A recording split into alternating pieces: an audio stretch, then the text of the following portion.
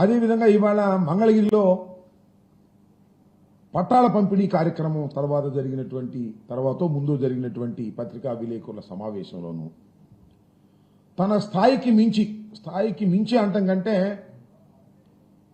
కళ్ళు నెత్తికెక్కి అధికార బలం నిజంగా బలం అనుకొని వాపును బలం అనుకొని ఒళ్ళు బలిసి ఇష్టం వచ్చినట్టుగా మాట్లాడేటటువంటి ప్రయత్నం చేస్తున్నాడు.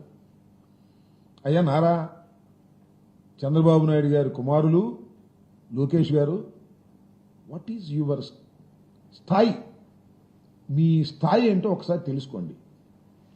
మీరు అడ్డదారిలో కౌన్సిల్కి వచ్చారు, మంత్రి అయ్యారు, పంచాయతీరాజ్ శాఖను డీల్ చేశారు.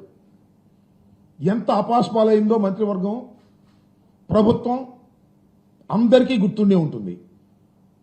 ఆ మంత్రిగా ఉన్నప్పుడే మంగళగిరిలో పోటీ చేశారు, ఘోరంగా ఓడిపోయారు.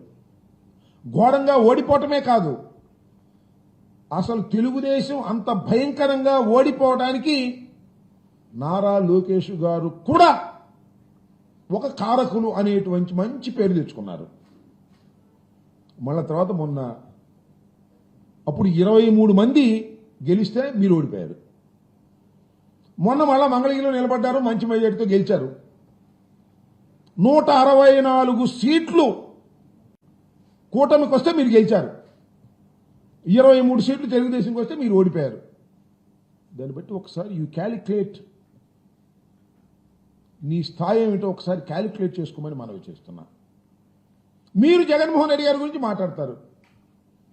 జగన్మోహన్ రెడ్డి గారి గురించి మాట్లాడటమే కాదు, ఇష్టం వచ్చినట్టుగా అన్ని పచ్చి అబద్ధాలు. నీ నాన్నకు మించిన వాడు అయిపోయావు నాయన నువ్వు అబద్ధాలు చెప్పడంలో. నాకు అర్థం కాల.